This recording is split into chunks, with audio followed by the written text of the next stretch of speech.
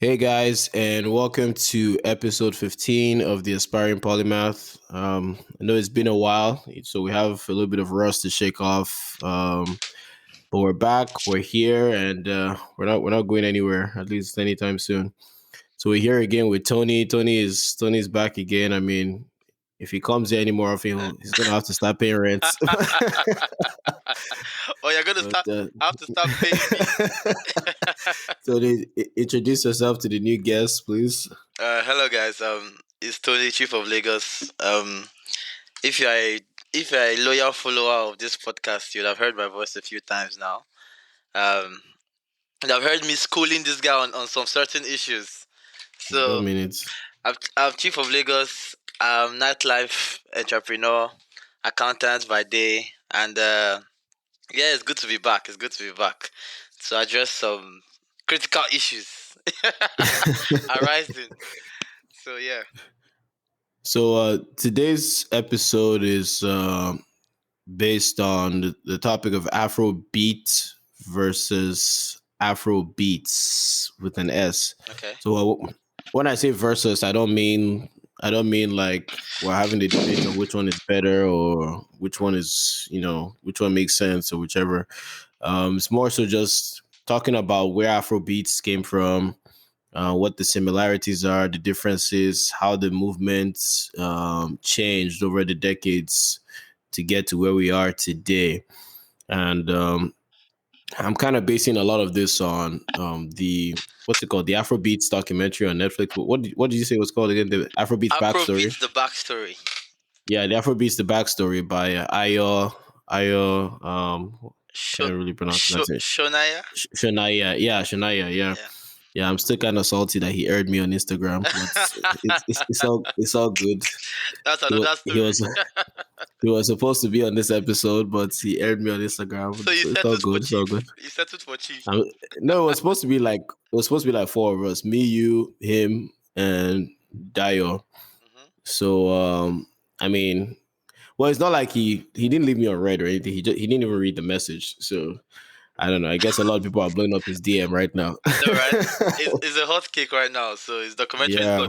is going very far. Yeah, but it's all good. It's all good. I knew it was a long shot, so it's all good. But I know what you guys are wondering right now. Why would you invite Tony to another episode about music? You know, I know Tony is a whiskey fanatic, but you Wow. Is know, that what the comment in the chat have been saying? See, I want to clear the record for the record. I'm not, and I've explained this to Kennedy a few times in the DMs now. I'm a okay. If you don't know me, I didn't give like a long intro because I didn't want to take so much time. But I work as a promoter. I'm a music promoter. I'm a big fan of Afrobeats in the UK scene. So I like to um I like to exalt our culture. I like to market our culture a lot. So if you follow me, you see a lot of eccentric posting, and a lot of them involving the king himself, Wizkid. But so Burna Boy is not part of our culture. It's only whiskey. I mean, I praise all of them, but see to the victors. What? How does that saying go? To To the victor goes the spoils. exactly, Wizkid has been. I mean, you can see that I just broke another record recently. Made in Lagos, 100 weeks on the charts. First African albums.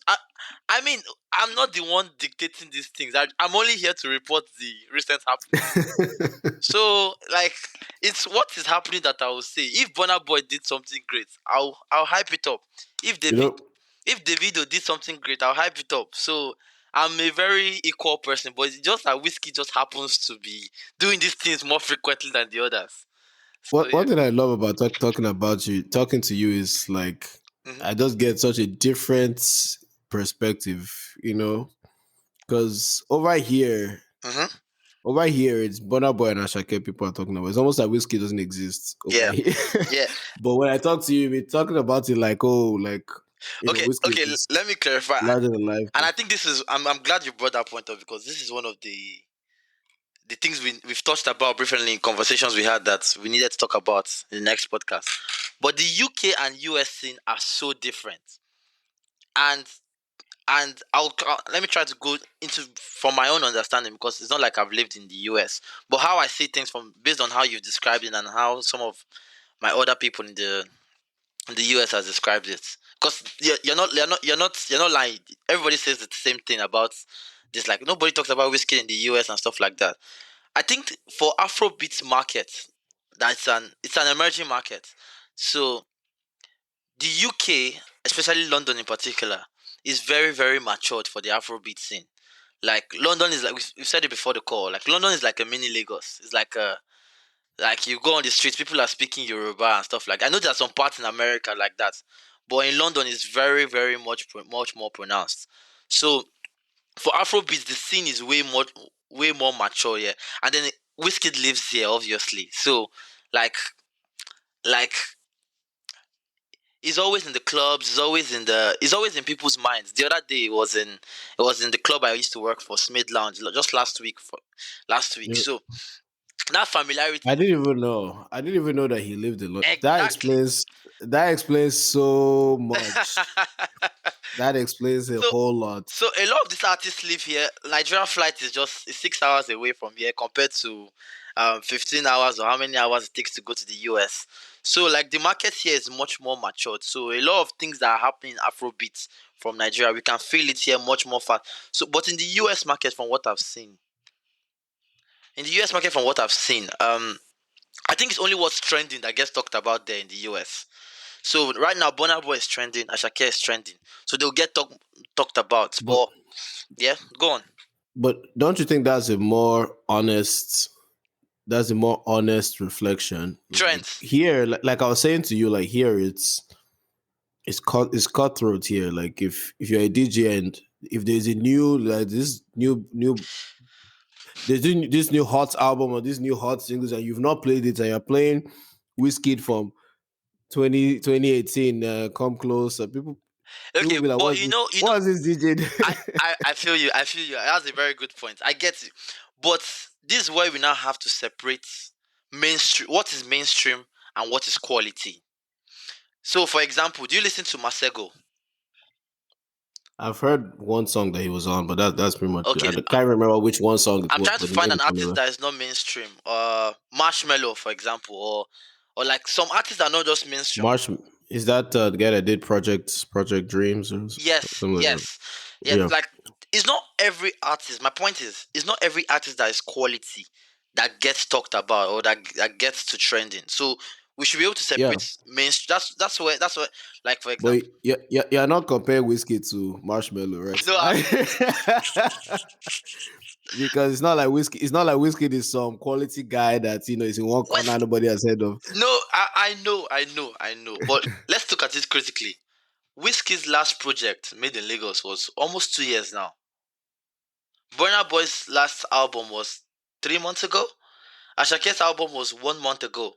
So who do you think is going to get more talked about when all of them are quality? Well, It's anyway, simple. let's not get into a whiskey versus Bonner Boy. No, Let's but not get to whiskey see, versus see, Bonner see, Boy thing. they are all good. In fact, Wizkid, Burna Boy, and Davido, I'll say they're all on the same level now in terms of carrying the culture, in terms of pushing up. I don't like to put one above the other because they are all masters at different things. Burna Boy is the king of performances, stage performances. We've seen it already, like with his concerts, like clips of concerts and stuff like that. I've been to a Burna Boy concert; it was amazing. For me, Wizkid is the king is the king of the sounds, the actual Afrobeat sound, in terms of like producing that, picking the best beats, like having that flow. Like Wizkid has mastered Afrobeats. That's what I think. Um, Davido is the king of hype, king of party anthems. You understand? So they are all master. And you're squeezing your face. What? We'll get for We'll me. get to that, but we'll leave that part for the end. But Leave for that me, part like for the end. they've all created their own lanes. Their and they have played their part to push the culture. So I'll put them in the same class. And I think, and this is a controversial opinion, I think Ashake is coming into that class very soon. I'm doing a video on that. I did that video because of you and this face that you're making, and the video is supposed to come out this weekend. But like, I think Ashake in the nearest future. I'm not saying now. I'm not saying yes, but on the current trajectory, on the trajectory that is going, which is has never before been seen. I think Ashake might enter that class. But that's the problem though. That trajectory I don't think is sustainable. I don't think it's sustainable. should we have a conversation on that? Asake is making music like somebody that knows is gonna die in 5 years or something. I love I love Go- that point. I love no, I love that point a lot. It's a very beautiful point, and it's a very because there's really no way to combat it. That's why I like that point a lot because if nobody can explain why it's releasing so much music, it will be number one. Before that number one has left, he has released another one. Most I artists, don't know. what they do is they let their number one song ride out before they even think of releasing them. But the way he's milking songs, that either maybe he has a serious debt that he needs to pay off, or your point, or to your point that maybe he knows the sound is temporary. But for me, I looked at and I went into this in this video. I'm like this. I'm making for those that don't know. I'm also a YouTuber. Chief of Lagos is my YouTube channel. Well, sorry for the shameless plug, Kennedy. But Nah, nah. Of course, of but course. like I really looked at because I was really thinking about it, like, and I was comparing to the run Naira Marley had in 2019. Because Naira Marley. Oh, I saw somebody doing that on their story like yesterday. They were like, who had the greatest Afrobeats run of all time? What do you think? Ashake 2022 or Naira Marley 2018? And the first thing that came to my head is, if you're thinking of the greatest Afrobeats run, how are those the two people that you're thinking of? No, Ashake is first is in that list. Nobody has had a better start to their career than Ashake. A better start, but Burna Boy had a run of like 2.5 years where he was untouchable. Oh, okay. You mean the run itself?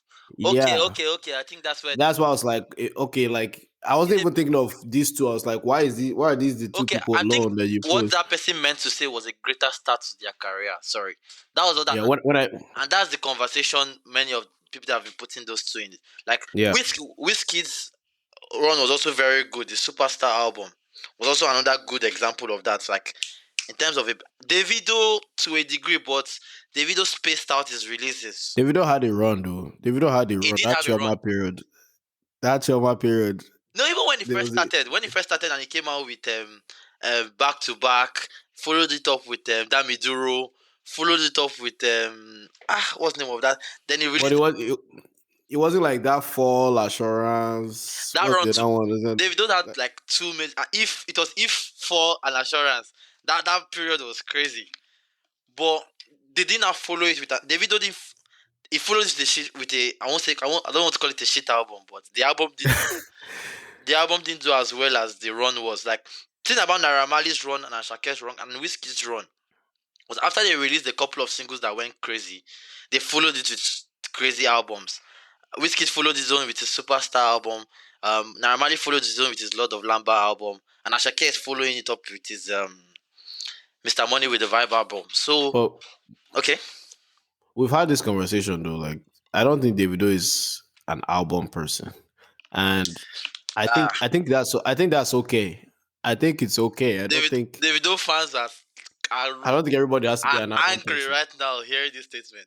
Some people are not album people. Like Joe Boy, when Joe Boy made this album, I don't know what thing about Joe Boy's album. I tried listening to Joe. I like Joe Boy. Try listening to his album, but it's like It sounds is there are very three or four songs that are like, it sounds very yeah. repetitive. Um, yes, Joe Boy's on. I don't know why because Joe Boy's style of music is supposed to be albumish. Like Joe Boy has a melodic voice. His songs are melodic. Usually, people like that when they create albums, the albums usually do well.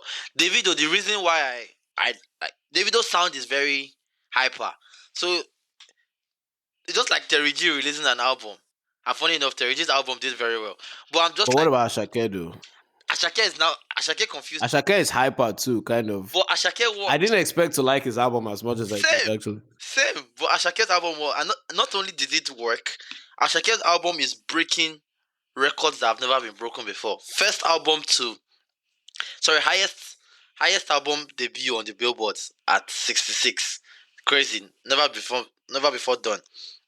Um, First album to chart in UK official charts at 22. No album had ever charted before on his debut in the 100 list. No, even Made in Lagos did not chart in the UK on his debut. But Ashake has done that already. Done Billboard. Shattered all Apple Music records for his first album, which is crazy. And I did not expect Ashake's album to do it because I was like, I don't know if I can hear. I don't know if I can hear Sungba 12 times in a row. Yeah. But you know the brilliant thing that he did, and this is just to I don't want to suck Ashake's dick live on air, but like this is just Jesus man. so am I allowed to say dick on your podcast? But like this is just like to contribute to his brilliance, like talk to just go into more about why he's brilliant. He did something that was really good. He mixed in songs that were slow paced. Do, for example, Unzaza or Ototo. Like he mixed in songs that were slow paced and like he didn't just give us Joha from beginning to end. Yeah. But Davido would, you understand, like would not apply that same. Doll is actually my favorite song on the album. Okay. I like Do. Even Dupe is that they're very their songs are very melancholy and very um unlike what you normally expect from Ashake. So it was good to see, and it explains why the album is doing so well. Yeah. To segue a little bit, I remember last time when we had that About a Better Time episode, we were Yeah. talking about what do you consider. I can't remember how we posed the question. I think it was, man, time flies though. That was That almost was like 2 years 3 years. ago. Two? That was 2 years ago. Yeah, that was 3 years. 2020. It was late 2020. Oh shit. But I think the way we pose the question is like, what do you consider like what to you? What's the most important element in music Mm. for making music? I think that was the way we posed the question, and I think mine was. I think I said. I think I had two responses. I think it was lyrics and the soul in the music. Like I need to be able to hear the soul in music. And I gave an example of Beyonce that I'm sure you objected to. I'm sure I did. I can't remember, but I'm sure I'm I sure you objected to. 'Cause I think I gave an example of like Beyonce versus Rihanna. Why I like Rihanna, but not so much Well, Beyonce. Even though, if you said that, I won't have objected because yeah. I'm a Riri stan more than a beehive.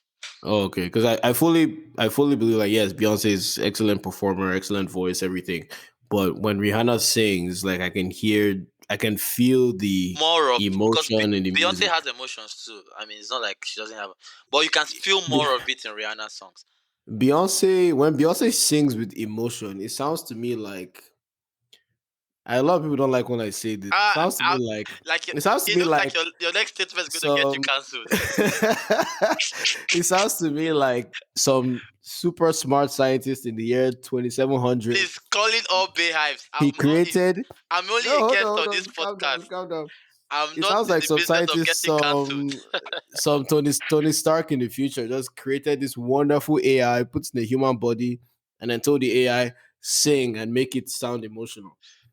Oh And yeah. she does it like she puts out the sound, she ticks all the boxes, is there, but it just doesn't feel real to me. I don't know. Maybe it does to some people. It doesn't feel real to me, but I that's think just me. Like I don't know. I think that comes from her being a perfectionist. Like Beyonce seems like one of those types that like make sure everything is right to the T. And in doing that, you kind of become robotic, like you described. Like I don't think Beyonce is the person that someone that leaves anything to chance. So she like Yeah. makes yeah. So like she makes sure all the lyrics are on point and like Rihanna seems like she'll just get into the studio and just sing what's on her mind. You get what I'm trying to say? Yeah, people like Rihanna, like Adele, Yeah. Sam Smith. Yeah. You feel like you were there in the living room with them when the person Yes. broke up with them. Yes. There's a That's the there's emotion I'm a talking about. there's a there's a quality in amateurism, and Yeah, Jesus Christ. It's Rihanna Ekoli Ahmad. no, no, no, no, no. I'm not even. I You get get what what you're I'm trying saying. to I don't say? get Like, to in just freestyling, in just fucking around, there's a quality that comes from it. I'll give YouTube as an example. I'm a YouTuber, and in analyzing YouTube videos, I'm doing my research. I found out that the YouTube videos that did excellently well were not the most highest camera quality or the highest sound quality or the highest feel. Like if you notice any viral video, they don't have like high fucking, do you understand? They feel very like relatable videos. Check any viral, and I'm talking because virality has changed now. Virality now is like over 10 million views. Check videos like that. They are not the most excellently produced, but just the amateurish nature of them appeals to you, reminds you why you are watching YouTube and not some Yeah. Hollywood fucking movie. Do you understand? Like, Yeah. so yeah, like there's a quality that comes from just like being raw, being real, being authentic. And that's what, when you go all the way to, oh, I want everything to be perfect, I want everything. That's where you miss out on that quality. To be fair to Beyonce's side of things though, that perfectionism, quote unquote, allows you to be consistent more easily. It It does. allows you Which to is why we have not replicate gotten a Rihanna album performances. since 2014. Let's not even get started about that one. That's the one you get cancelled for now. I mean, Rihanna fans are on my side on this one. Like everybody, When is the Super Bowl again? Even I don't. Super Bowl is usually in is I'm it, the one that should know. Look at me in America yeah, asking the you. American one. I think, isn't it February? January, Let me see. February. Rihanna is supposed to perform at the Super Bowl, or Yeah, so I halftime heard. show. Anyway, yeah, it's in February. Okay. Yeah, February. Come Yeah. on, I'm a polymath. I know you're saying as you are an aspiring polymath, but I'm a polymath already. But yeah, to go back to that episode, what was your own take on like what's the most important element of music? I know somebody said beats. I can't remember who it was that said beat, whether it was you or Dio. I think Dio said beats, but and then he said the example of like even back then to the Mozart era, like that's what all that has actually really mattered. I can't remember, but and I can't even remember what I said, but I know I think Dio said beats. But if I'm going to answer that question again, I think now that I'm a much older and wiser man, I mean 2 years ago is a long time from now, but the most important thing in music is a mixture of what you said, soul, emotions. How does it make me feel? How does music make me feel? And I think that's what I even actually said. How does it make me feel? And then how, like beats, how does it sound? So for example, does it sound good? Does it sound pleasing to my ear? If it passes that test, the next test is how does it make me feel? Does it evoke something in me? Does it make me hype? Does it make me sad? Does it make me, if it can get the reaction out of me, then that's music. That's poetry, emotion. That's what you want to see. That's what you want to hear. So it should be two things. It should sound pleasing to you, and it should evoke something out of you. Yeah, so when I was watching this Afrobeats documentary, Mm-hmm. I don't know why I keep calling it that. I'm sure I must have seen it referred to that as somewhere. Yeah. But anyway, Okay. Yeah. Anyway. yeah, we know what I'm referring to Yeah. anyway.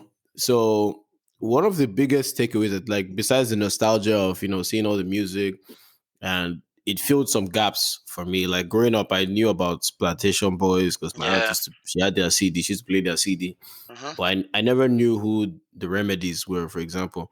I mean, I knew the members individually, but I never knew that there was a group called the Remedies. Yeah. Stuff like that, like If people like this junior guy that they were talking about. I never knew who that was before I watched the episode. who's Junior guy?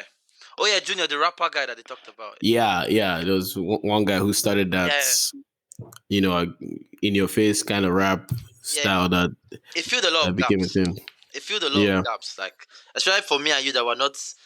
I know you're older than me, but we're still in the same age Mhm. range. Okay, I'm glad you added Ah, that. see, the older we get, the more I acknowledge that I'm a young man. But anyway, I'm glad you added that. we're still in the same age range, and a lot of these acts, I mean, they were during the 90s, they came up 95, 96, 97. That's when we're still teething and getting born. So like, so like, we heard most of this music, but like, we couldn't put like artists, voices, personalities to this like people. So it did fill in a lot of gaps, especially for me. Yeah. Yeah, So when I was watching that, apart from that, I that's there was this one episode where it was first mentioned, and then they talked about it furthermore near the end. Also, yeah, this Ghanaian guy, I think it was the second to last episode. I don't remember his name. He talked about it too, and yeah, then they had Tony Allen too, who I think worked with Fela. yeah. Like That it was that was, was whew. that was a very that was Yeah. very insightful. The Tony Allen I thing went was. deeper on Tony Allen later. Oh Like really? there's a 1 hour video on YouTube where he's teaching a drummer like the essentials of Uh, Afrobeats. I have the video bookmarked. I need to go and I watch it think again. and I think it's Ghanaian, right? Tony Allen was Ghanaian. I don't even know. I don't think so. I don't I think know. it was Ghanaian because Fela had to travel to Ghana to learn how to um because Fela was according to the documentary anyway, he studied classical music, but he knew there was something missing from his pattern. Then he went to Ghana to that's when he learned the 5-beat pattern. And I think apparently it was Tony Allen that taught him. Hmm. I don't know if it was Tony Allen that taught him per se, but yeah, I know he got influence from High Life in Ghana Mm, um, when he was getting started. But that 5 beat thing, like when you said like, oh, he went to Ghana to learn it, yeah, that's because true in a sense. Like he picked up the inspiration there. mhm, But one of the big things I got from watching the show is like the 5 beat pattern is actually everywhere. in all the Like it's songs, not yeah, just in Ghana, not even just all the songs. Like even in like African traditional music, yeah. at least in West Africa, I can't remember if they give examples from other parts of Africa. It seems to be prevalent everywhere almost. And now, Like, now it is. But we need to take our minds to back then. I think back then, and this is what the documentary really covered. Like Ghanaians were the ones that really were the pioneers of that sound. That poke poke poke poke poke. Like it's now but they it's got it everywhere. from somewhere though. Like, I'm not talking about like the music you see on your TV, your Kenny's music. No, I mean like actual African music. Okay, Like, going back. yes, Uh, like the drums that they it's drum hard in to your say now. village. That's what I'm talking about. And there was, I think, I can't remember who it was. I can't put my finger on which one of them. I think it might have been even the Ghanaian guy, or maybe even Tony himself, Mhm. or Ayo. Even Ayo talked about this too. There was a whole episode dedicated to the 5 beat pattern, Yeah, and I think he talked about it there, where it seems to be very common in African music. Like even like just a kid in your classroom, like just doing the drums in your yeah. classroom. Uh, Like you'd stumble up across stuff like that without even knowing what you are doing, and but it's those sounds were produced because we had heard them from somewhere. but what about the people before? Were you there in the What people about before? people before? Like there's this thing I used to do when I was a kid. Yeah. I still do it sometimes Hmm. because my mom has like super OCD, Yeah. and I think I got like half of that OCD. I inherited like half of it. Okay. So I it's don't. my I don't. defense itself in I some don't. weird I don't. ways. I don't believe in OCD anymore. But that's a different That's conversation. that's because you don't have it. I used to have it. Which is why That's because you don't have it. I used to So have it. I'm telling you, but that's a different conversation. It's a different episode. Go on. wh- Right. when I was a kid, yeah, like sometimes I would hear music, or it could be the radio, it could be somebody talking on the radio. I still do it. I say when I was a kid, I still do it. But back then I used to do it religiously. Mm-hmm. Now it's like I do it when I'm bored. Yeah. So somebody might be talking, or there might be a song, and I'll like count the syllables of what they're saying or singing Mm-hmm. on my hand in fives, and I always try to make it fit five. So when he brought up the 5 beat pattern thing, that was the first thing that came to my mind. Like that just Mm. blew my mind. Like That's why bad. I was doing it accidentally because my hand just happens to have 5 fingers, right? Like most people's hands. So I noticed at some Oh point that shit! a lot of You have given me this like habit what now. I've started doing it for your syllables.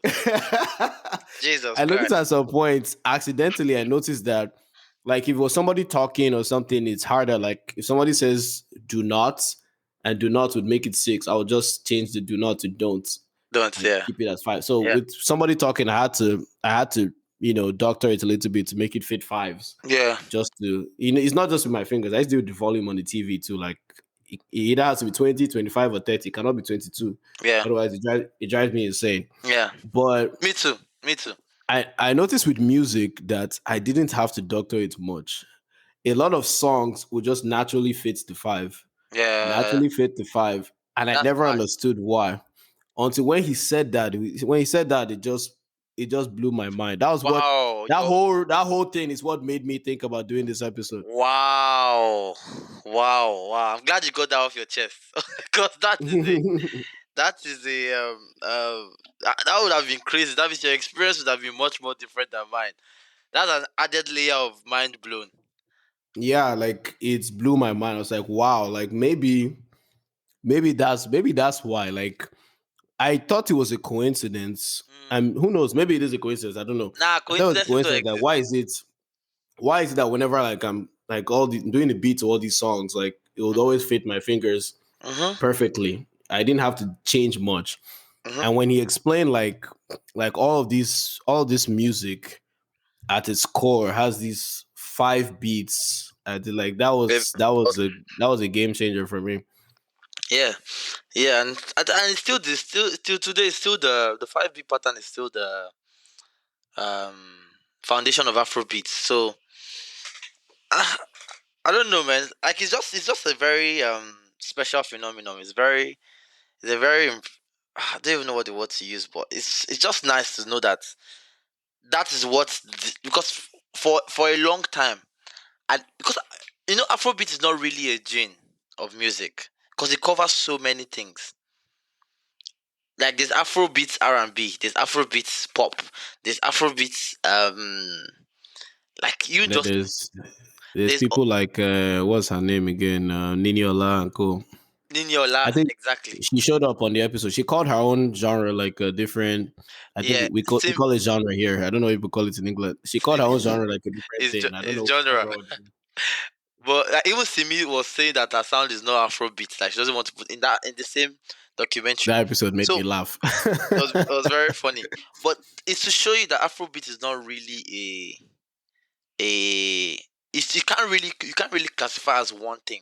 So I like the fact that at least that 5 beat pattern might be the unifying thing. I know not all songs use it, but it might be something that we can now even say, oh, maybe this is Afrobeat. Like maybe this is where it comes from. Like, because Amapiano is known for example, Amapiano is just like, for those that don't know, Amapiano is South African music, Southern African music. Wait, And hold on. Go back a second. You froze for like 5 seconds there. oh, I did. Hello. Yeah, you said my piano is known for what? Okay, I was like, Amapiano. For those that don't know, Amapiano, it's Southern African music, and it's known for its log drums. It's dudum dudum dudum. Like it's okay. I can feel myself freezing again. Yeah, you froze again. Can you hear me? Yeah, I can hear you. Go back. You said I'm going to need to cut those parts. You said my piano is known for what? For its log drums. Okay. Yeah, it's log drums. So like it has this very distinctive log drum sound. That's like when you hear it, you know it's Amapiano. When you hear those log drums, that's why in Ashake's song you can always identify those when you hear those dum dum dum dum dum dum dum dum. When you hear those drums, you know that okay.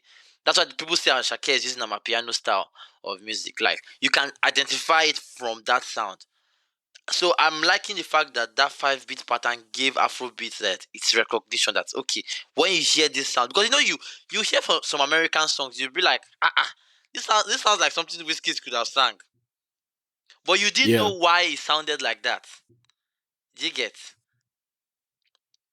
But when I Yeah. Yeah. going back, I now realize it sounded like that because it had that 5 beat pattern. Yep. Something I was just doing in my head right now while you were talking. Yeah. Sorry. I got a little bit distracted. See, this is the OCD again. Ashake's song "Doll," hmm like the song. both the beats and the part where they're like, Yeah, if you count it out, it's five. It's yeah. Ashake has they mastered. do it over and over Ashake again. has mastered. He has mastered this music thing. Like I saw an interview of him from 2 3 years ago. This is back when my piano was not popping. And in that, I don't know if it was an interview or an article that I was reading, but according to that um article, I think it's an article because I was talking in third person. So they were like, he was telling someone about my piano sound, and I was like, he was talking about the sound. I was like, if someone can find a way to infuse this into Afrobeats, like that person is going to blow up. And this was Ashake saying this 2 3 years ago, before my piano was even mainstream. So you can tell that he has been studying this like sounds for a long time. So like he's a genius. Like when you hear his songs, you know that he's a genius. Even from his little lines. Like when you hear there's this line on Joa that I like. Premier League is not UEFA. When you hear lines like that, you can tell that this thing was not, or some of us are wise, many other person over wise. When you hear lines like that, I like that one. when you hear lines like that, you know that this person that is writing this thing, he has substance to him. So, like, it's someone that studied his craft. So, I'm really proud. Like people like that make me every day makes it easier for me to like wear that flag of being Nigerian and then like push the culture with confidence. But the problem with, I won't really say the problem, but unfortunately, a Mm-hmm. lot of people listen to Ashake's music, or let me say, a musician like Ashake, and they don't listen to his music for the lyrics. They A lot of don't. people miss out. A lot of people miss out on the lyrics. Like all that organized, every other They don't. people listen to it, they jam it, but they don't really Which is listen to what he's saying. which is beautiful. Do you know why it's beautiful? And it's an advantage, it's not a disadvantage. Because and this is where people like Ashake have mastered it. Because Whiskey understood this for a long time. That people don't care about what he's saying. That's why sometimes he will just say rubbish and or he'll say oh my it does that people don't care about, especially in the foreign audience. They don't really care about the substance because how much of it can they really understand? But the good thing with people like Ashake is that I don't know if you've noticed this thing before, that you've explained the lyrics to a foreigner before, and the foreigner is like, "Wow!" So that's what that meant. I've experienced that, but mostly with Nigerians that grew up here, because Exactly. a lot of them don't even But understand even what like it means. a song like Last Last, like, and there were a lot of TikToks that blew that, like people just vibing when Burna Boy is talking about heartbreak and like when like it becomes like a double on Chandra. Like you appreciate the song because of the sound, but then when you now find out what it now means after a long time of appreciating it for just the sound, you are doubly blown away. Do you Yeah, understand? I get that. I agree that it's like a double entendre, but I think it's more so like, I think for us, okay, it's like a catch-all net. Like if you like lyrics, yeah, it is. If you don't Thank like you. lyrics, you like beats, here This is it for is. you. I, But I feel like the people that don't get the lyrics, they don't they are fully missing out. understand what they're They are listening missing. to. Yeah. I mean, but if they are vibing, their vibe is still, and this is the thing that Afrobeat has really needed, and which again to go back to whiskey that's actually quite pioneered. Let's catch all those people first. Let's get them listening to Afrobeats first. You get? Don't complicate the matter. Let's get them listening to it for just the sound. After they are inside, we can now start saying, okay, see, this is how it is. This is Yoruba. This is Pidgin. Do you understand? But first, let's capture them because if we can't capture them by being too like see someone like Brimo that's very stubborn with his sound and You know, that's where me and you differ a little bit. yeah, I don't care as much about capturing them. I but don't that's really what care as much. see I rather Kennedy. make I rather make like, yes, if we capture them, good, well and good. I'm not saying Yeah, let's not capture them, that's but what leads to the sold out shows. That's what leads to the billboards. That's what I leads, don't want to sacrifice a certain, there's a certain standard the way I see that I don't want to sacrifice and that's in why an attempt to capture them. I feel like the best compromise approach. Yeah, capturing them and that standard that I've seen to date it's burner. is like Burna Boy's not Burna as a whole. Burna Boy's African African Giants. Giants in particular. Yeah. Like his latest album is almost entirely captured him. Yeah. I Burna won't say is Burna doesn't do it. Is Burna is like going too far now these days. I know. yeah. I know. And So I feel like it's possible to get people to listen to that stuff and jam to it, and also but possible that's to where at the same time get them to say, "Hey, like these are the lyrics. Like you but actually need to listen to this shit." that's where Ashake comes in. And that's why I was like, if they programmed an Afrobeat robot in a that was going to have the best qualities of everything Afrobeat has, Ashake will just come out, bam, it, like a it baby. just made me think of something. Ashake is like Afrobeats Haaland or something. Bro, it's like bro, I couldn't have said it better myself. It's like but non-football fans might not get the reference. But like it's like a fucking AI of Afrobeat. Like, oh, lyrics, I got it. Beats, I got it.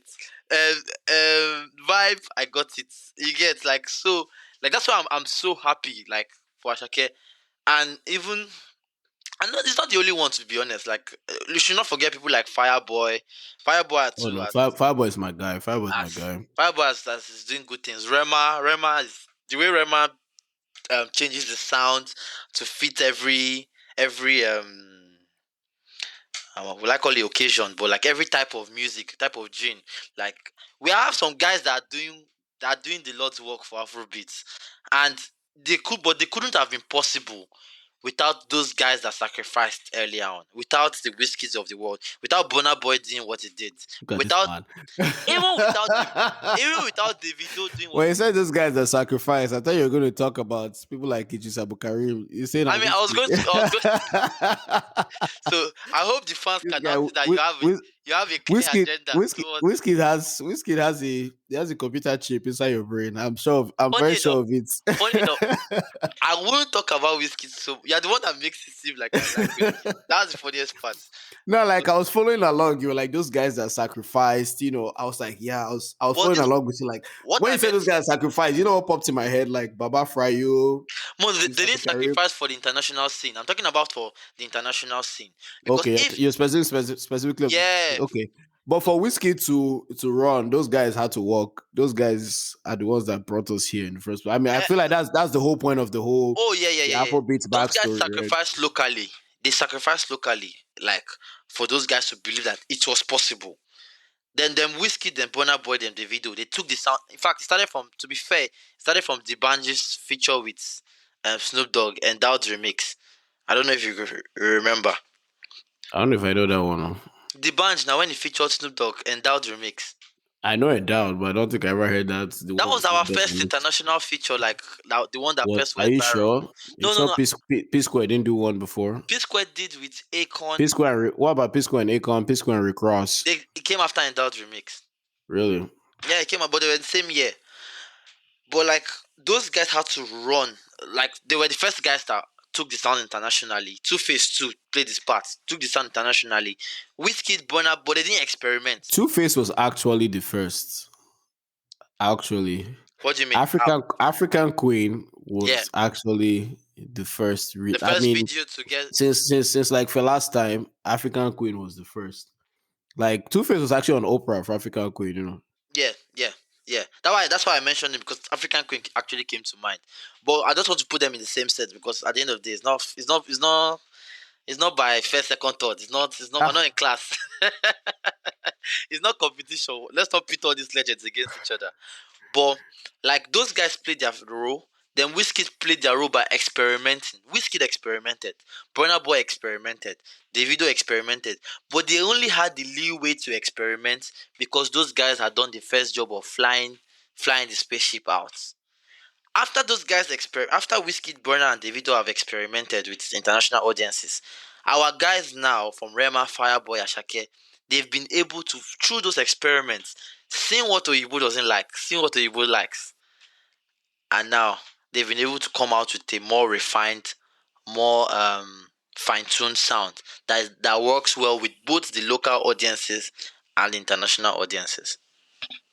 that's a good point. I feel Yeah. like Fireboy is gonna be the He's gonna be the face of the next wave of Afrobeats Ah, because of exactly what you just said. He knows how to.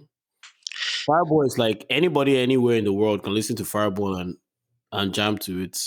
That's what his music is like. Fireboy is a professional. Is a music professional. Like, and it's what I used to knock before Oxlade blew up. It's what I used to knock Oxlade on. Like, I used to be a big Oxlade fan from back in the day, but like before Closer is now doing these numbers that Closer is doing. But I was always like Oxlade in this whole set of Rising Stars. Oxlade was the most for me. Oxlade was the most talented in terms of raw singing prowess. But I would always be like, and I always this was conversations I will have with friends. I'm glad I'm finally able to air it out on a podcast. But which is why podcasts are important, by the way. But so Women all these say men don't go to therapy; they make podcasts. facts. So, but like in terms of like that their set, I always thought Oxley was the most talented. Bujul was like a close second or third. But like I always thought Oxley was the most in terms of voice, Oxley was the most talented. But I was like, see Oxley's numbers, see Fireboy's numbers. This thing is not by talent. It's by how professional we and right from I day I don't one. agree with you on that, though. I feel Why? like Oxlade has, and this is solely based on Closer. I feel like Oxlade probably has better singing ability than Fireboy. That's what I'm saying. Just just solely based on Closer, but Fireboy understands music on a Fireboy is a level. professional. I don't think it's just about professionalism. Yes, Yeah. he's professional, but he understands music on a level that I don't think Oxlade has gotten to Yeah. yet. But Like, but for you to be a I professional, what this is what I don't think I understand what I mean by professional. What does it take some to be what does it some take people to be a understand professional? music, but they are not professional. Some people Who understand music, for you but to understand something, you have to study it, you have to research it, you have to not own it. always. Some people learn things Oh, by studying. Some people intuitively understand things. those people now are now the ones with talent. Those people are not professionals. Let's not get into argument of semantics. Like there's some people that are just talents, which is Oxlade shows Oxlade's ability. I always felt like Oxlade was like not all those people you are describing intuitively. They know how to pick it up. They know how to do all the harmonies. They know how to. Oxlade is a music head. Like in terms of like, if you hear that boy singing, I've heard some of his unreleased back when I was in Nige. I used to know a couple of his friends and stuff. Like I heard some of his unreleased tracks at the time. I was like, Jesus Christ, this guy is talented. But like, why you will never do because of what you're just saying, like that understanding of music, that execution, and it's not just the understanding. From the understanding to the execution to the marketing, everything was just on point for Fireboy from day one, from Jealous. That's why his first album did the numbers that I did. Second numbers did the number that I did. On his songs, it doesn't waste time. If you notice any Fireboy song, I don't know if you've noticed, it doesn't harmonize. Like it doesn't like, oh yeah, you don't see Fireboy. You don't see. You know, sorry for my bad voice. A lot of your audience is gonna get offended. But like you don't see I have to make Fireboy. this episode rated R now, just for that. You know, you don't want your female audience to get too turned on. But like, but like, you if you notice Fireboy song, it comes intro, verse, chorus, bam, end of song. It doesn't waste time.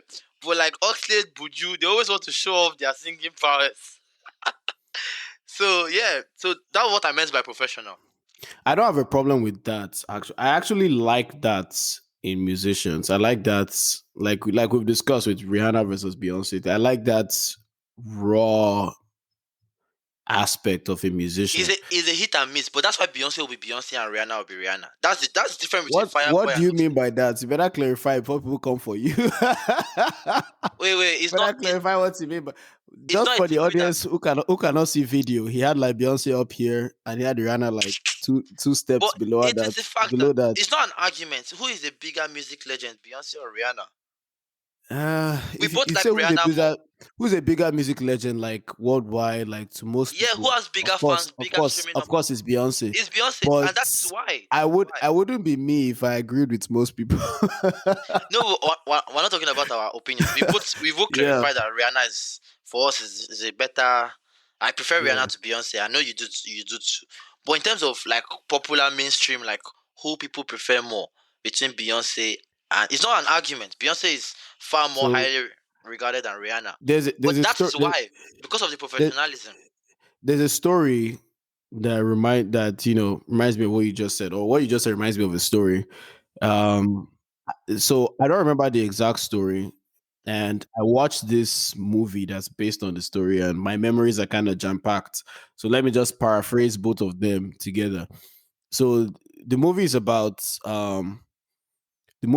Ford. Like there's the Ford company, Ford that makes Ford Yeah, cars. Ford They're versus is it Ford versus Ferrari, Ford versus yeah. Ferrari? Yeah, So they're trying to make a car that can match Ferrari, yeah, and when when when Ferrari finds out, like they are insulted, like, okay, like you guys make your Model T, you do it well, you make every single car to look exactly the same, and you can yeah, make millions of them. That's your thing. But our thing is to make exotic, luxurious, high quality, like yeah, the best cars the world has ever known. yeah, That's our thing. Like, you stay in your assembly yeah. line lane Lane. over there. We stay, yeah. And this guy asked somebody, like, when he was pitching the idea to Ford, he was pitching the idea, and they were like, "But we're Ford. Like, we sell millions of cars. Why do we need to compete with Ferrari?"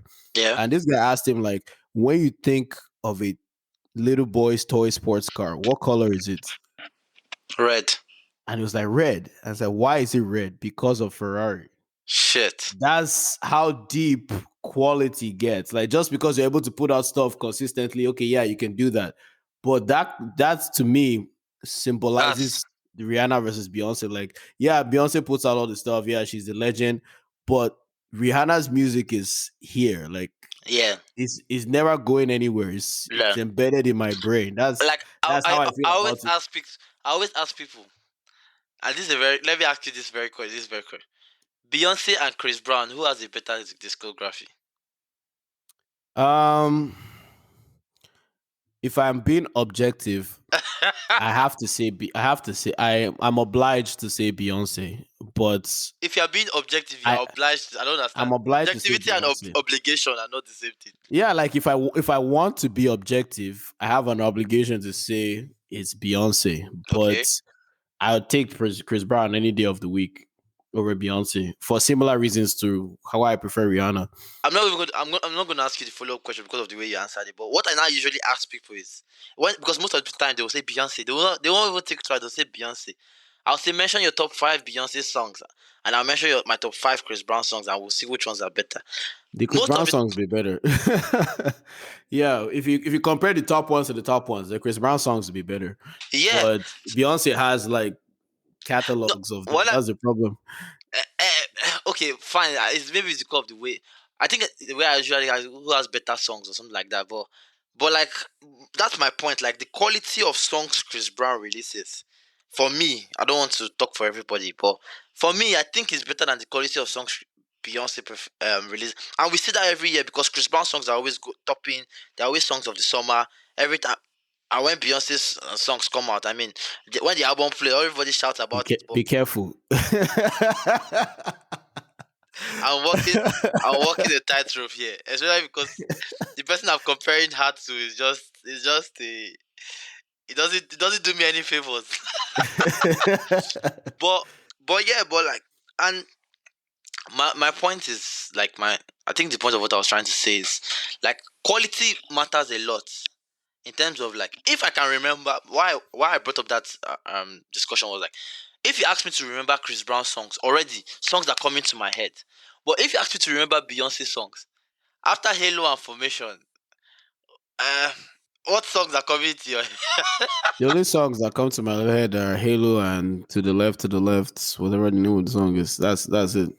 Do you understand? But Chris Brown, if I actually start remembering Chris Brown songs now, just even recently, Under the Influence, Call Me Every Day, Umbrella, like, do you understand? Like, songs will just be popping, like Chris Brown's anthems go crazy. Like, songs will be coming, like, to you, like, in terms of.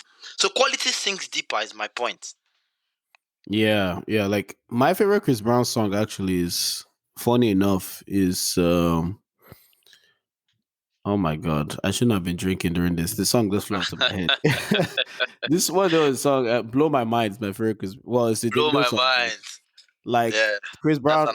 Chris Brown finished work on that song. Like whatever Davido paid him, he needs to go and he's gonna pay him. He's gonna pay him extra.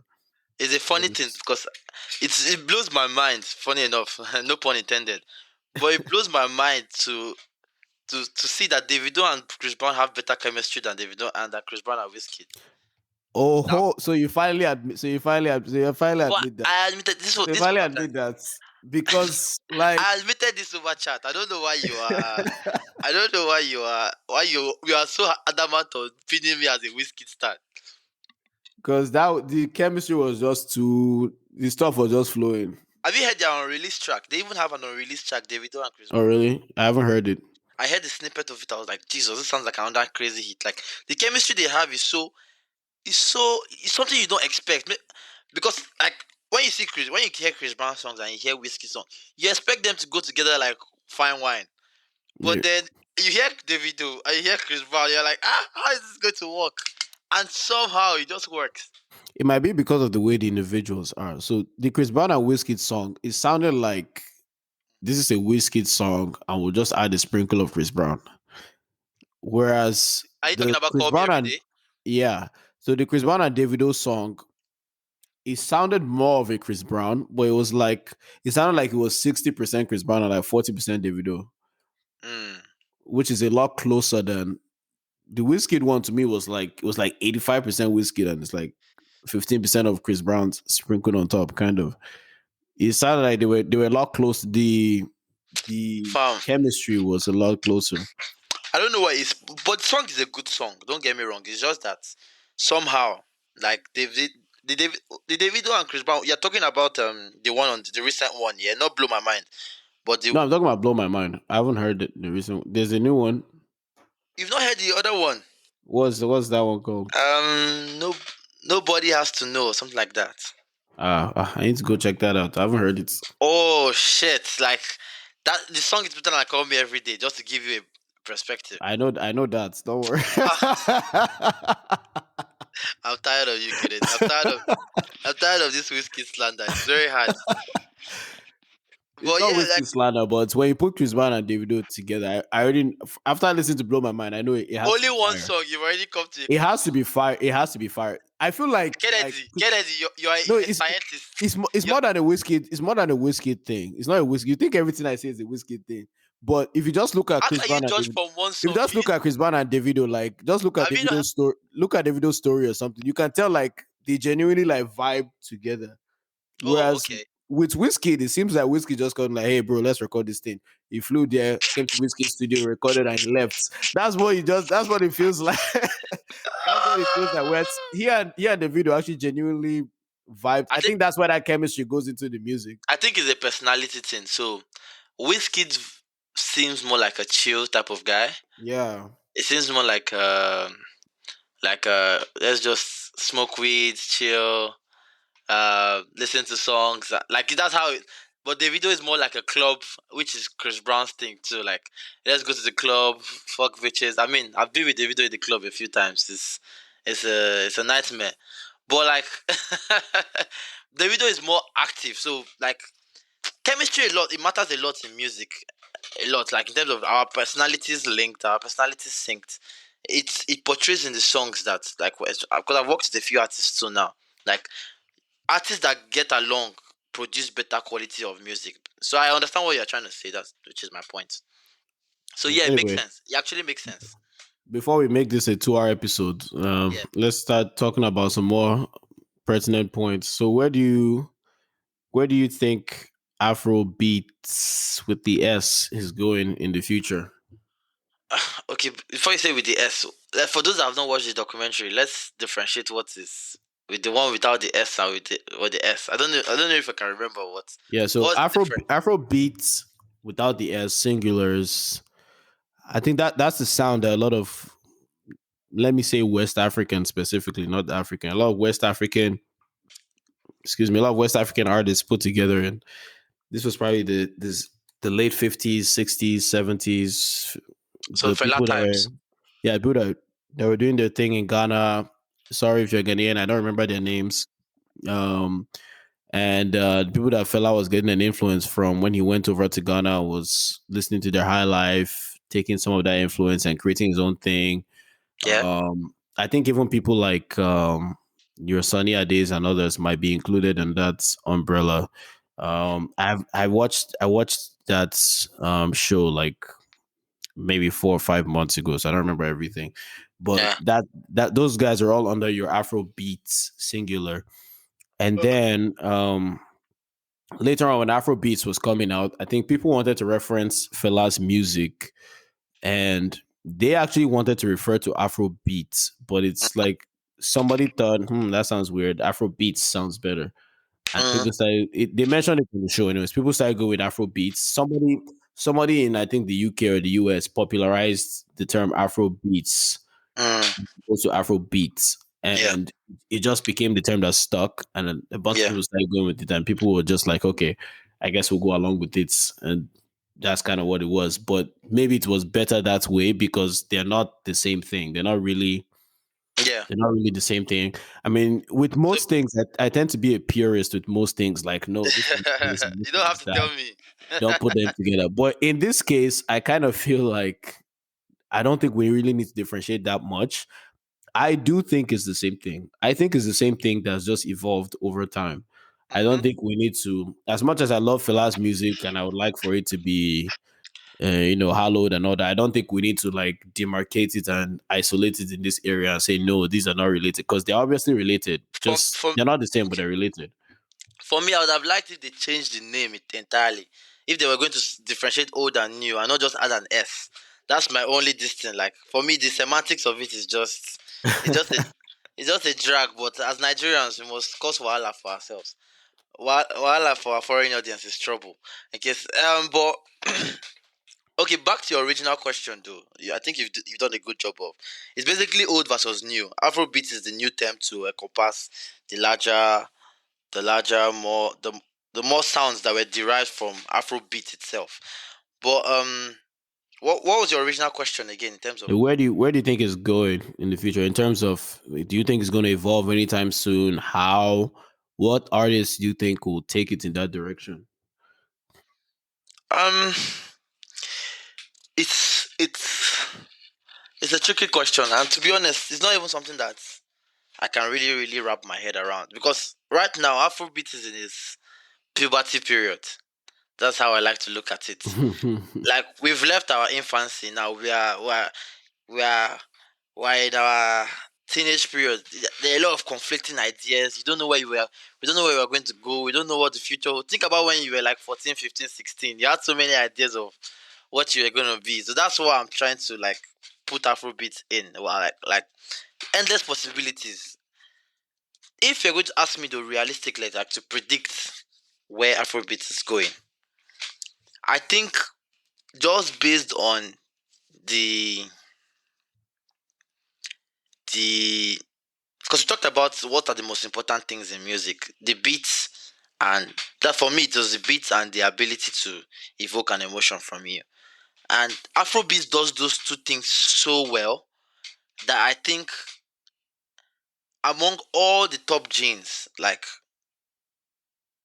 it has a chance to, if not be above them, but sit in the same leagues as where electronic sits, as where pop sits.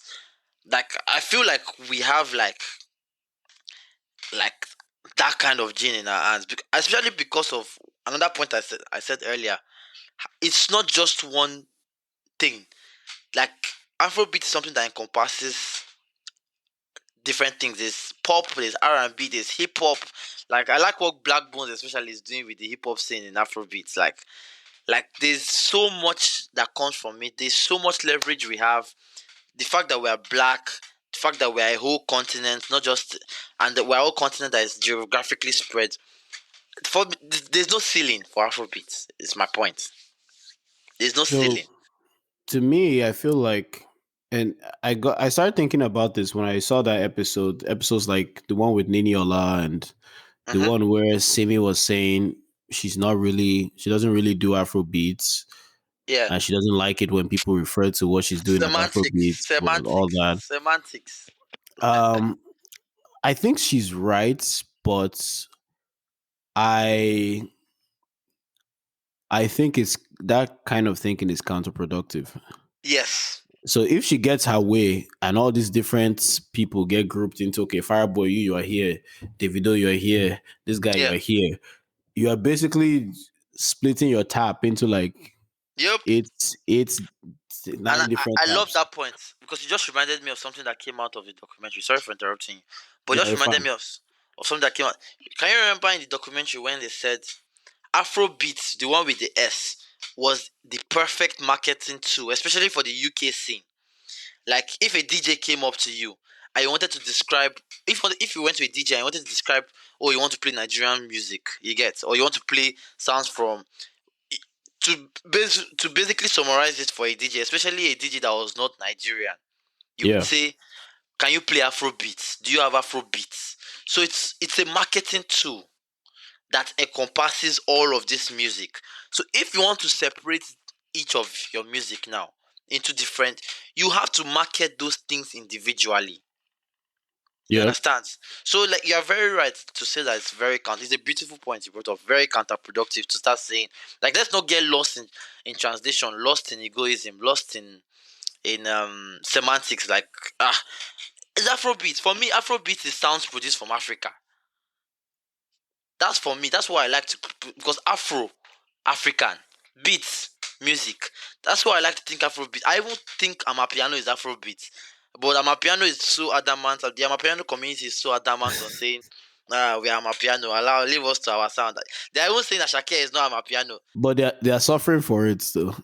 Yeah, They're that's suffering it's for the it. issue.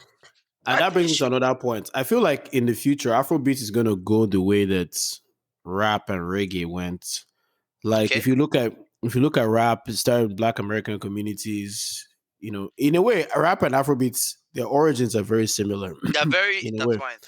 their origins are very similar. Like rap became a thing, grew up in the Black community in America. All of a sudden, you start seeing people like Eminem. You know, where this Yeah, guy come from, and now if you look at K-pop, some kinds of K-pop, I mean, there's hip hop in it, but there's kind of K-pop with rap too, and it's like it made the jump all the way from the US to then Korea, there's so that trap. Nigeria, Don't forget yeah, trap then there's music. trap. Yeah, Even in Nigeria now, you have rap, you have trap. yeah, Pretty much everywhere in the world, you have rap now. Like I've seen like yeah. Turkish Each rap or That's a something. good point. That's a good point too. Like everybody will now start localizing their Afrobeats, their version of Yeah, Afrobeats. not even will now. It has already started. It has begun. I saw a video of this guy on Instagram. My mind was blown. It was this white guy. He was like an orchestra director, kind of like they were Yeah. making an Afrobeat song, and like they were doing the beats, the rhythm behind it, and he was like doing the ad lib, something like some what somebody like Oxlade might do. And if I wasn't watching it, there was no video, I would never have guessed that this was a white guy that was making Bro, this music. bro, bro. There's one artist here. Is half Angolan, half South African. I'm not sure. I think, but it's nowhere near West African. And when you hear this guy's songs, is my friend Chosen One. Let me just plug him here. Chosen One. And when you hear his songs, like even the pitch, he infuses pigeon into his songs. Sometimes he'll call me randomly. He'll be like, "What's the meaning of Jare? What's the meaning of Oya?" And I'm like, and I'm like, Jesus Christ! Like when you hear the songs, you're like, Jesus Christ! It piqued my interest so much that I wanted to be like his consultant, like in terms of like when you need to like speak Yoruba or infuse speech, just let me know. I can songwrite for you and stuff like that. Like it got to that level because I was so impressed on how much he was able to mimic our sound in terms of like, and this woman that speaks Portuguese, like it's not if you hear him talking on a normal day to day basis. Because it was when I came to London that I really realized how different parts of Africa are. Mm. Now I'm used to that fact already, but like when I first came, like how different Southern Africans are different from Western Africans, how different East Africans are different from us. Then there's the Palo community, the Portuguese community, totally different. Like, but when you hear how they mimic Afrobeats nowadays, you're just like, Jesus Christ. Yeah, it's I think that's it's what's uncanny. coming. Like the same thing that happened with rap, reggae, like to the But point does it where we make had reggae in Nigeria and all that. yeah? I Does think it that's make where it's rap going. or reggae bad though? Does it reduce the No, no, I'm not saying it's a bad thing, and is it it's good that you asked that because when I first saw that video with the white guy, the first thing I thought was, "Oh shit, they're gonna try and take this gentrified? one." That's the first thing I thought. But now that it was actually during this episode, I spontaneously had the thought like, okay, that's not necessarily a bad thing. In fact, it might actually be a good thing for Hmm. globalizing Afro beats because Yeah, no matter how much they try to copy it, the thing with rap is like you can actually reproduce rap anywhere in the world.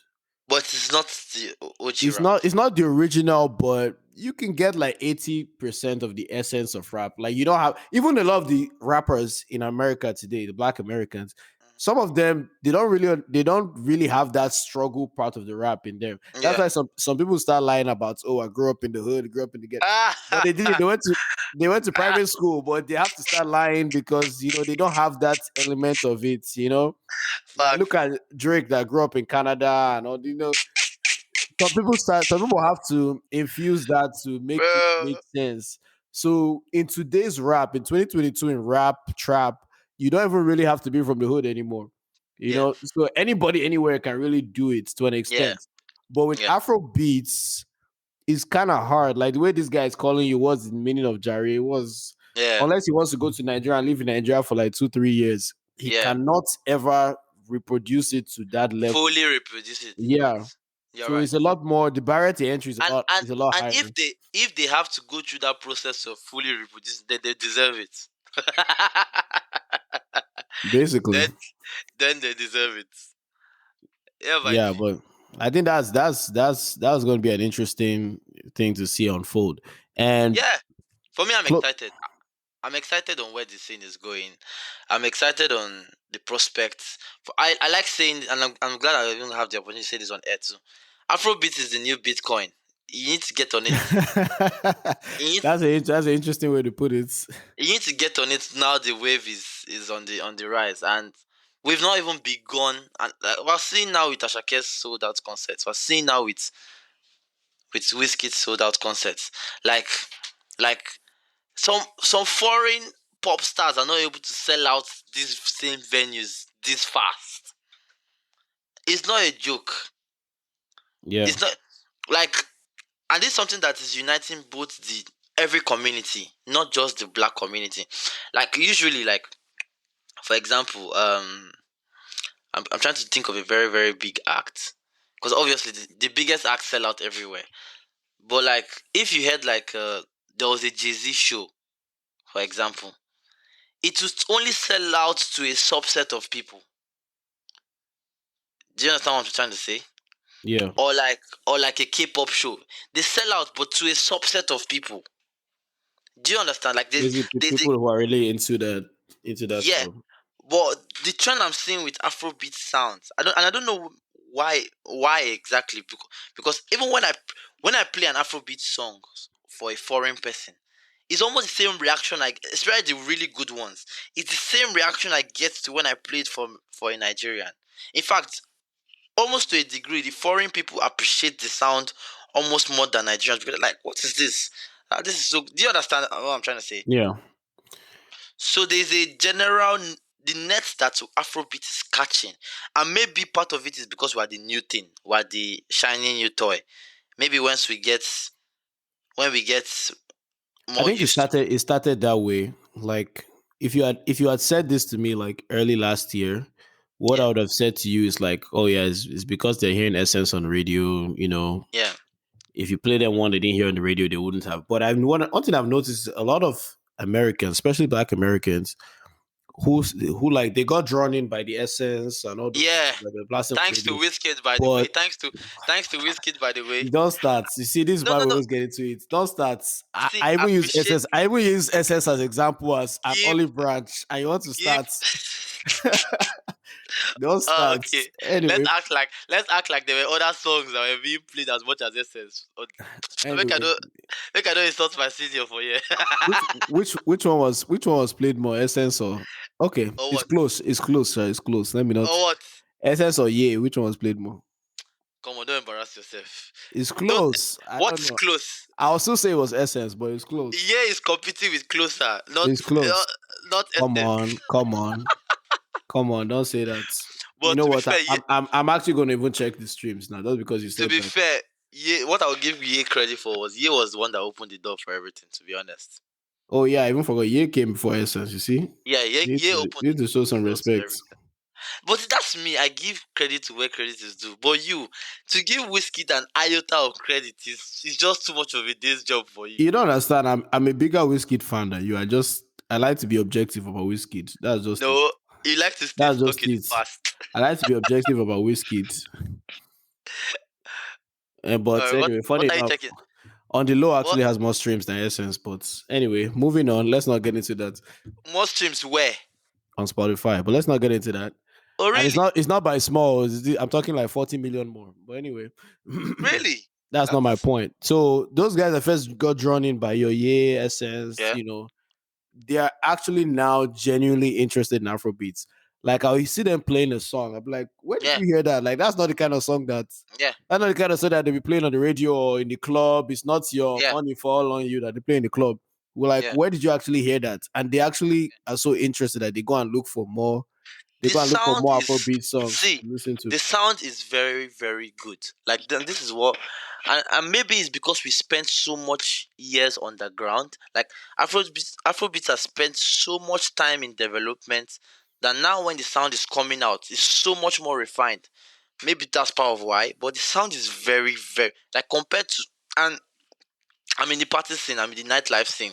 I've been to soca parties, I've been to my piano parties. I've been to all you name it, or different types of. I've been to palo parties. I've been to so like you name it. I've heard all the sounds and nothing compares to hearing last in the club. Nothing compares. Do you understand? Like it is not Yeah. the same. Even electronic parties like the our Oyibo parties, the ones I'm that not you really get. into electronic though. I don't really get EDM. Me, I don't discriminate. I go to all of them, but like it's not the same. Like I feel like you have gen, to be on drugs to enjoy EDM. You have to funny be on at enough, least one drug or the other. funny enough, piano is kind of the same. Piano Nah, bro. No, no, no, no, no. I will not agree to that. I really. won't agree to that. Piano is like even without alcohol, like just hearing the beats. I can't just sit down and listen to it. I can't just But sit down. have you been exposed to it for a very long time? You could say so. Like and thank you for bringing that up because I feel like the entire African community we need to apologize to Amapiano. Why? Amapiano is not really. I don't really know what they use as the borders for what they define as Amapiano, but Yeah, that sound that's called Amapiano today is not new at all. it's not new. Like I remember when I was a kid, even like 2004. Sometimes it's come up on like Kenny's music, and we'll be watching, and people will be like, "What's all this nonsense? Like, what are these people? They Why are still people act like singing?" that, and Yeah, they still act they like that. still do. Back then we didn't appreciate it. Back then we were like, Yeah, what's this nonsense? What are these people doing? yeah. But they were ahead of it, and we didn't even know it. While we were still trying to pretend like white Europeans and white people, Star Plus it was But that time the slavery effect was still very real. were yeah. Whereas they were already connected Yeah, to what we are now just connecting to, and I feel like that's a little bit why they feel a little bit better, like, so now you guys yes, want to put it as part of yes, Afrobeats when all this yes. time we've been doing it and you guys weren't Yes, fucking with it. that is the feedback I hear a lot. That's the feedback I hear a lot because they're like, see, this sound we have been hoping for a spotlight for a long time. Now that our spotlight has come, we don't want to share it. Is what that's the sentiment I get from a lot of them, and now I can understand it because Afrobeat were once in that Yeah, headspace. But what we need to realize, and as Africans and as especially Africans in diaspora, there's strength in numbers. The more unity, the easier it is for us to market. Yeah, and I think we've thought there's strength in numbers. So like the more we can say, oh, all of this is our sound, the more it gets to, like, I'll be at some Mama Piano parties and they won't play one single Ashake song from beginning to end. Come on, I understand their sentiments, but come on. Like now you're just taking it too far. if they They continue won't that even way, I play think they're hurting themselves. Really. they won't even play the songs like Whiskey featured on the Amapiano, like Whiskey and Maforisa, Whiskey and Bonner Boy. Or like they won't even play all those like songs that, or Bonner Boy and DJ, what's the name of that song that I featured with was it Tariko or Are you somebody? talking about AKA? Not even that one. That's not Amapiano. He featured one song with should I, let me quickly Google it. Is it Burna Boy and Tariku? Like I get the sentiment, but They won't play. Amapiano is not big enough right now to Yaba compete with Buluku, Yaba Afro. Buluku, Oh yeah, it Yaba. cannot compete with Afro beats right now. They won't even play Yaba Buluku. They won't play, and I'm like, come on, like it's not that. It's not that deep. It's not that deep. And the few ones that they play those Whiskey or those Burna Boy songs, everybody's going wild when those songs come on. So what is the what's the beef? But I understand. Like I said, I understand. Everybody has their different phases, their different times. Like for me, I'm in general, I'm happy with where the culture is. I'm happy with where I am, where I'm positioned, and I'm grateful to be entering my prime at the same time Afrobeat is entering its prime. So I'm glad. It's a I'm special time to excited. be alive. Actually, it's a special time to be As alive. an African, I'm glad I'm not one of those Yeah. Africans that came 10 years ago when. Imagine being in the US and Nigerian music is like Nigeria Jaga Jaga. Yeah, bro, bro, you can't even listen to Nigerian music and not feel ashamed. No, I actually love that song. That's not why, but I mean, like, just the No, level that Nigerian music was at back then. that's what I'm trying to say now. I like the song too. Those were jams when we were kids, but like we were jamming them in Nigeria in the safety of our homes without having to face racism and bullying. Imagine But- being one of those Africans that came. Your guys are going to hip hop parties and shit like that, and you're going to Nigeria Jaga Jaga parties. if there was even such a thing. But anyway, let's not take too long. But Yeah, man. yeah, I definitely like the direction things are going in. It's a good It's an time to be exciting alive, man. time, really. It's exciting. But before we close out, I just realized like an hour before we started recording this that it's October 13th. It's exactly 1 week before the anniversary of 10/20/20. Oh, I thought you were gonna say it's 1 week before my birthday. Sorry, Oh sorry, yeah, yeah, yeah. Your birthday's sorry on for making. Saturday, dude. My birthday is actually 18th, but I'm doing the Oh, okay. party. I'm doing the party on Saturday. If you're in London, feel free to come around. Smith Lounge, biggest bash of the year. Yeah, but yeah, you're talking about 20th of October 2020. Yeah, yeah. I was just why it's so significant to me because for the longest time, apart from of course the political significance and all the people that died and all that, Yeah, I think what even reminded me about it was I saw a video about um this guy being released, Nnamdi Kanu being released, and the elections and all that, yeah, and it just took me down a rabbit hole of thoughts, and I was like, oh wow, like look at the dates. Um, yeah, I think I had been playing with the idea of the podcast for months and months and months. And it wasn't until after that stuff happened that I finally recorded the first episode. I think it was like 2 days, 2 or 3 days yeah. after that. I was out of That's town when it crazy. happened. I think I was in That's Oklahoma crazy. when it happened. And as soon as I got back was when I recorded the first episode. Yeah, So we're almost at the anniversary. I just felt like something to mention, something to remember. I feel yeah, like the man. whole of Nigeria has forgotten about all those people that got killed. I mean, Yeah, man. I won't pretend like I'm surprised. Like honestly, before 10/20/20 happened, Yeah, I wasn't really with the whole NSARS thing. I I supported them, but I felt like yeah, yeah. all this I remember me and you having strong disagreements that period. oh really? I don't even remember that. But I felt like, yeah, all this shit is gonna end the same way it always ends. By the time police comes, shoot a little bit, everybody's gonna run home. That's I feel like I didn't know it then, but there's a part of me that didn't want to. I did not want to become emotionally invested in it because I knew how it was going to end eventually. Yeah. And when the I would 10-20-20 thing happened, it just climb. threw me in there. Like it just threw me into the deep end. I didn't realize that I cared so much about it Mm, until the 10-20-20 thing happened. And then look at me going on protest in Dallas. And even though I have always said such things are stupid, I mean, who is looking at you protesting in Dallas? Buhari doesn't yeah. care if you're protesting in Dallas. Yeah. But I felt It's like I crazy. just had to go and I had to talk about it. Me, I didn't have a choice because I was still in Nigeria at the time, and like you could feel it in the streets. Like it was tense up until that point. Like it was very very. I'd gone for a few protests like 2 3 weeks before that, before even 20th. But like I remember that day, and that day especially, I remember like a couple of us because I think I had started my master's program at the time on, but it was virtual, it was online. And a couple of us that day we were in the classroom. We were like, because there were guns in the streets and stuff like that. Was the day they issued. It was the morning of that day that they were like, nobody should be outside protesting today. We're bringing out. They made an announcement that nobody should come out Oh, today. Like enough is enough. Before they came out in the evening and shot people. And that is so that the police was in the streets, like different corners of the street. You could hear gunshots everywhere.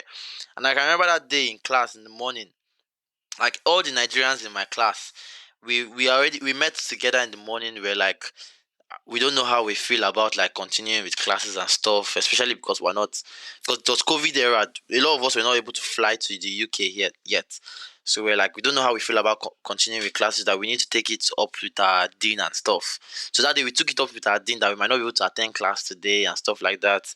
And then stuff like emotional struggle and stuff like that in Nigeria. Things stuff we're facing that we felt that the school needed to know.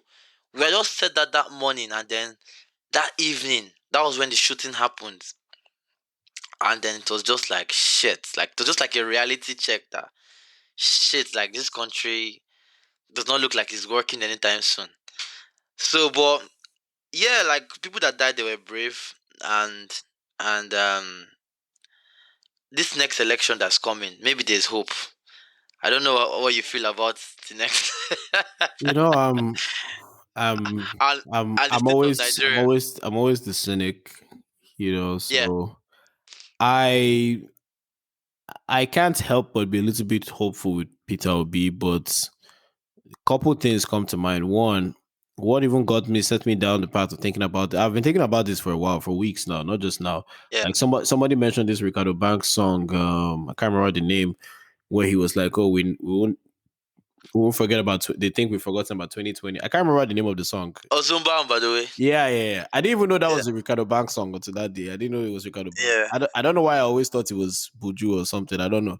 Don't ask me That why. song is so funny because it was singing about like normal stuff. Then you just put like a two or three lines talking about the Yeah, music. It was such a very funny song. he was But like, yeah. "Don't worry, we're not going to forget." But But then he went back to his. exactly, he went back to the regularly scheduled program. But yeah, I've Yeah. been thinking about it for a while. And what was I even going to say? I just completely forgot what I was going to. What was I talking about earlier? Talking about election and Peter Obi. Yeah, yeah. So I am hopeful for. I forgot the original point I was going to make, but let me just talk about Peter Obi. I'm hopeful for Peter Obi and all that. But yeah, I just remembered. So I saw a video where somebody was like, it was a Tinubu campaign, right? That people were campaigning for Tinubu, and I don't really know how people are. If you're listening, I don't know how you feel about Tinubu, but I don't I I don't. don't I want don't to like. I put don't like to put controversial topics on this podcast, but I can boldly say Tinubu is the worst thing that can happen to Nigeria during this election. more than article. The absolute number one worst. I'm not an Atiku fan either, but if Tinubu becomes the president of Nigeria, just I don't Wahala. know. If you can swim to Togo, just swim to Togo. You can swim to Togo. If you can cross the border to Cameroon, just Fam. I'm just glad somebody's cross, saying it. I'm glad somebody's please. saying it. And it's crazy because people are like, look at Lagos. Lagos is working. Nigeria is not working, but Lagos. I'm like, the bar is so low. If Lagos doesn't work, then you might as well just shut down the whole of Nigeria. Do you know there's some astonishing things that discovered about Nigeria recently, like Yeah, how that they was close a lot of ports in Nigeria, so people are forced to ship things through their papa ports in Lagos, to the point where the port is almost non-functioning now because it wasn't built for so much traffic. Lagos fuck. is the financial hub of Nigeria. If Lagos doesn't work, then nowhere in Nigeria can work. Basically, Yes.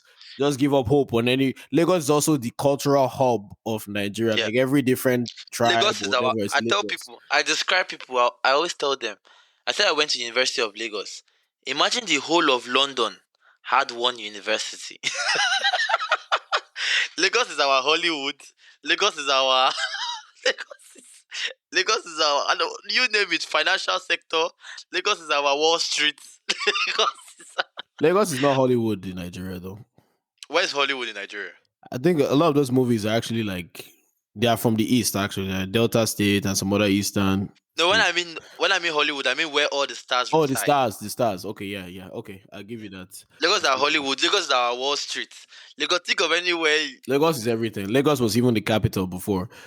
Thank you. So, So if and funny enough, Lagos does not work. Lagos is not working. When I say a city that works, Lagos does not count as a city that works. We don't. By Nigerian standards, that's what people mean when they That's say what I'm saying. So the that. bar, the bar is too low. Yeah, It's too low. So it's crazy. Yeah, but yeah, this your podcast is not one yeah. for Let's not go for to the. politics. But I would So say like one thing I'm concerned about is yes, Peter Obi is the best candidate in my opinion, but I think people should not set their it's not a hopes savior. too high. He's not a savior. And I think Not a people, savior. I don't want Peter Obi to win and be elected and, start implementing this thing. All this, they give shishi they're talking about. What does that mean? He's going to cut spending in a lot of places and all that. So when he starts doing that, I don't want people to now turn around and now start crucifying Peter Obi because, this is not what we voted for. This is not. It's not. She's not going to. It's not going to be sweet when Peter Obi It's becomes not. president. It's not going to It's be not going to sweet, be and sweet. that's what. But that's what we need. That's what we need. But I think a lot of people are going to lose sight of They that don't. They won't vision. understand the reality. They won't They won't understand. understand when it happens. And I hope a lot of people are prepared for what it means if and when he wins. Well, that we shall see. That we shall see. Like all things. That we shall see. But Nigeria is a ever. How will I put it? Our situation is too in the dumps for us to start being selective. Have you ever heard of a Gordian knot? It's like, well, the Yeah, Gordian knot. It's like the a story very of, difficult. yeah, yeah, yeah. Go on. I've heard of it. I've heard of it. I'm Yeah, not. I'm not it's really. a story of Alexander the Great where he came across this. He came to Asia and there was this knot that was like tied with several dozen Yeah. ropes. And there Yeah. was like a legend that whoever could untie it would be the ruler of Asia or whatever. Yeah. And I don't know. I guess today I keep coming up with spontaneous ideas in my head. But anyway, like that's how I think of Nigeria. Like it's so complicated that nobody can untie it. But what just occurred to me is what did he do when he had to solve that problem? He took his Mm-hmm. sword and he just cut the knot. Just cut it. Yeah. Yeah. Yeah.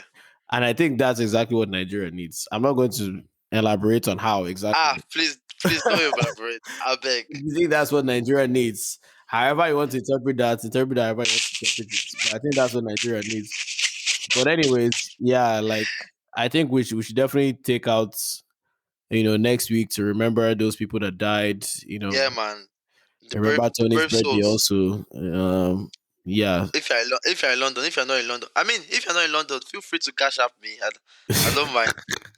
No worry, It's no worry. nothing like. God, God, we're doing the most. This is an hour and a half, man. Like, how am I going to cut this thing to any respectable size? An hour and a half is good now. It's okay. You're saying this to people that can barely listen to an hour a podcast for an hour. See, But anyway, okay, I don't know if this is going to make the cut, but like I don't know if you can cut this part out, but like Okay, I don't. Should I give you work or should I not give you work? No, I mean, I don't like to do too much editing, not just because I'm lazy, also because I feel like it should be natural, you Okay, know. okay. What I was going to say is for the issue with attention span, I think it has to be a because for the style of podcast you have been doing and you want to, and I think you want to do.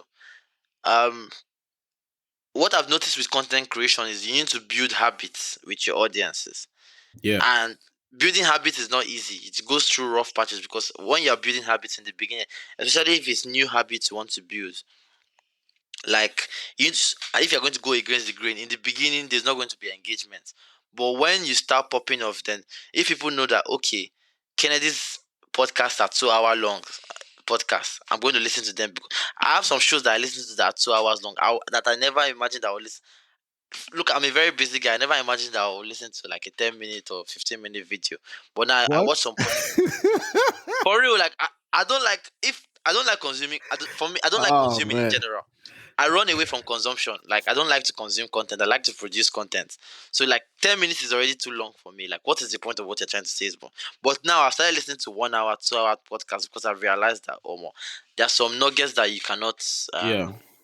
There are some things that you cannot just simplify to like 10 minutes or 5 minutes, and Yeah. some ideas that need to be expanded on. So like, and that happened only because I started. I think it started with me watching Joe Rogan. Mm. I watched I watched a couple of Joe Rogan clips and I was like, these clips don't really show the full context. Exactly. So I had to Exactly. start watching. I had to start watching the podcast. I remember when you were telling me that year that if you are the one that put me on a Joe Rogan, and then you told me you watch a 3 hour podcast. I was looking at you like, how can you watch a 3 hour podcast? Because I was So like, where do you want to manufacture that time from? But I'm glad that you mentioned Joe Rogan, right? Because I was about to bring up that example while you were yeah, saying that. I watched Joe Rogan's episodes, but I don't think I've ever watched anyone in one sitting. I always have to pause and I come back, go do some. Maybe even the next day I'll continue. Sometimes it takes me like 3, 4 days to complete one episode. yeah, But yeah, it depends on how much interest you have in the thing, how much of it. But like you have, like your point goes, like he has conditioned his audience to expect like yeah. this But that didn't this happen what in it his is. first, Yeah. second, or third episode. It happened. We got into that Bro, after one. I saw like Jerogan's like episode 4. Yeah, It humbled me. It's- Just go if you can find the first episodes he made. yeah. I was like, bro, like That would be everything crazy. does start somewhere. So Everything does start conditioning somewhere. is don't look at your content for what it is now. And this is not just an advice to you, an advice to content creators as a whole. Because I'm also noticing it with my the few things I've done with my even though I've not really built like super large audiences. But like I've noticed it with my audiences, the small ones I've built, like once you condition them, like once you condition your audience and you do what you want to do, as long as you maintain a particular level of quality and obviously that always has to be entertaining, people will come back. Once you're offering a value, people will come back to collect that value. So Yeah, yeah, man.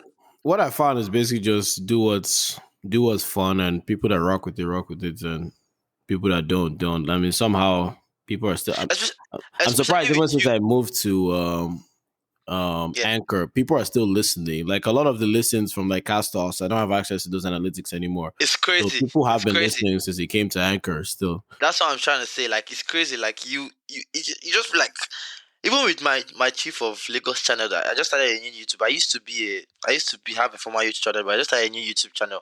And like I've released like 5 or 6 videos now and like each of my videos have nothing less than 100 views. And like the same 100 people are coming back to watch this video. I'm like, who are these people? Like at Yeah. least wait for me to blow up before you become this consistent. You get It's like shocking. It's shocking. Like I'm looking at the geographic locations now. United States 76%. Okay, that's expected. United Kingdom 9%. Okay, maybe that's you. I don't know. Then Denmark 3%.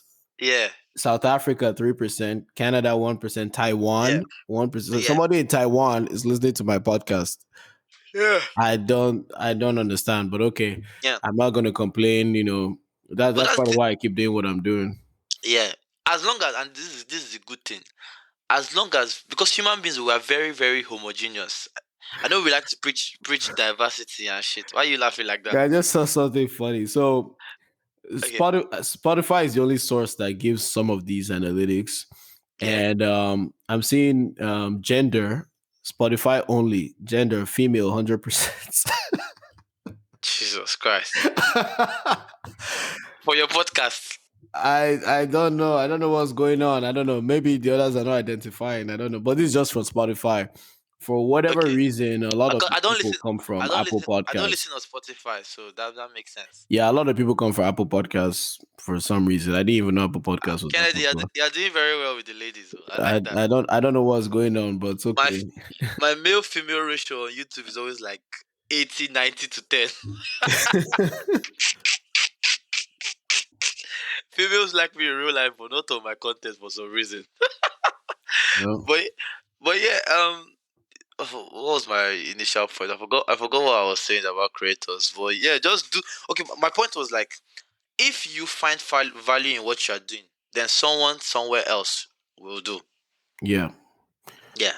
Definitely, definitely. But anyways, let's not stretch too much. I might be in London in December. Don't dodge me like Eh, that Puerto Rico that you dodged me.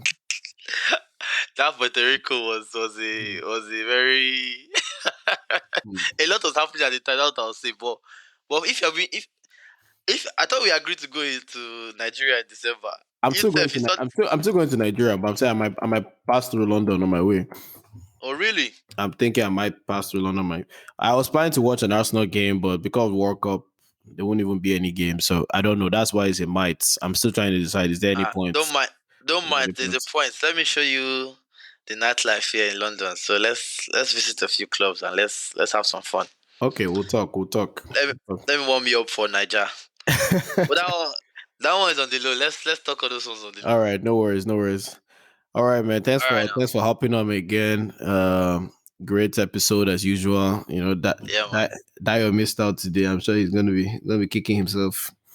Yeah man. It came out better than I expected for like the amount of rust two of us have I know, right? accumulated over this time. Like I don't 10 think I'm minutes not. in, it started flowing again. Yeah. That's muscle memory, I guess. Yeah. All right, man. But anyway, we'll do another one. I had another idea at some point before this, but yeah, we'll do another one for sure. Anytime, man. I'm here for you. I'm the aspiring polymath. I fuck with the concept. I think everyone listening to this, probably you guys are already polymaths, but like every, everyone should aspire to be versed in multiple skills, multiple jurisdictions, multiple concepts, multiple areas of life. So, like, I think that's what we should all aspire for, especially in this because the world is becoming more crazy now. So, like, the more you can skill yourself to be able to leave the matrix, to be able to exist outside the matrix, the better off you'll be. Right. So, yes. Yeah, using some kind of language that you'll be cancelled for very soon.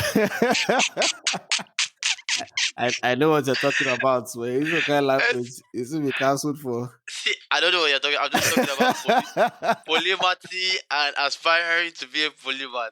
Please, thank you. All I don't do it. right. All right. Thanks, guys. Thanks for tuning in again. I don't know. This is an hour and 42 minutes. I can't promise I Try can get it much shorter than this, but try to cut just it to 1.5 hours. That's your challenge, Kenny. I'll try. But yeah, just fuck with it. It's the first episode back. Lots of stuff to unpack. But thanks for hopping on, guys. We'll see you on the next episode. Take care, guys. Bye. Yeah.